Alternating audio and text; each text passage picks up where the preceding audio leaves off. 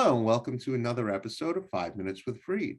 I'm your host, Michael Freed. I'm a litigation partner in the matrimonial and family law firm of Berkman, Botker, Newman, and Shine, with offices in New York City, Westchester, and Long Island.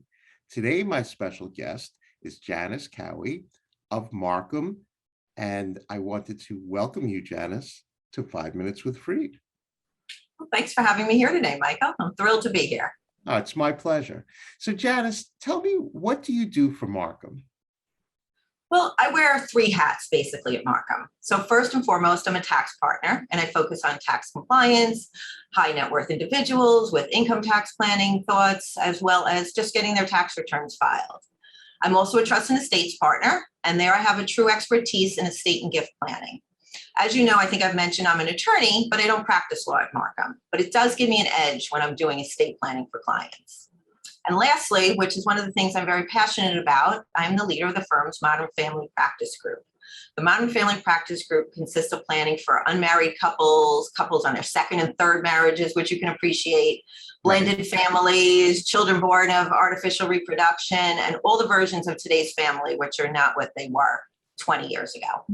Absolutely. Absolutely. Well, so Janis, you know that I'm a matrimonial and family law attorney. When would my clients most often require your services? Well, you know, in your world, your clients are fighting over their children, their pots and pans, their airline miles. But one of those things they probably fight about as well is who gets custody of their accountant. You know, some people love their accountant, adore their accountant. Other people can't stand their accountant because maybe it was their husband or their wife's accountant who they don't like anymore. And sometimes they just want to start fresh. But quite often it's a life-changing event. And with that, you really need to understand, what does that mean from a tax perspective, from a financial perspective? And, you know, I like to say we are client services on steroids. We're really good at hand-holding and walking people through, you know, what it means. You know, people come to me all the time. I get a call every April, March. I got my tax return from my client. I know it's wrong because there's no way I owe this much money. And I say, I will tell you more than likely, the numbers are correct and you do owe that much money. Where your client or your accountant was at fault, which you didn't see it coming. My clients know when they have a big tax balance due. Right, right. So Janis, what would be the challenges that you face in your work each day? Oh, that's a great question. Yeah, and it changes every day. But today, I'd say it's the ever-changing tax laws. I don't know if you've read the news lately, but we've had so many new tax bills, and this is just apropos to the way things work in our country nowadays.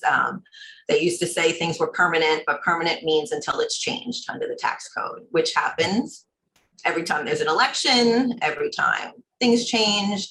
So right now, there is just a flux of what may come, may not come. Academically, I find it fascinating. Professionally, it can be a bit difficult for some of my clients. Sure, sure. So, Janis, what would be the best way for a prospective client or other professional like myself to contact you? Well, the easiest way is email, as always. My email is Janis, Janis, period, Cowhey, Cowhey, at Marcum, Marcum LLP.com. And if I know this might not be seen as quickly, but we are having a year-end tax planning seminar in a few weeks. If anybody was interested in an invitation, please feel free to reach out to me. Perfect, perfect. So Janis Cowhey, we have now come to the most important part of our show, and that is the question of the week. So Janis Cowhey, this is your question of the week. So your superpower is that you can give phobias to people. What fun and interesting things would you make people afraid of, and why? Wow, I love the question. I love the question. If I wanted to be altruistic, I'd say I want people to fear lying and stealing. But personally, I'm thinking I would make everyone afraid of numbers. I love numbers.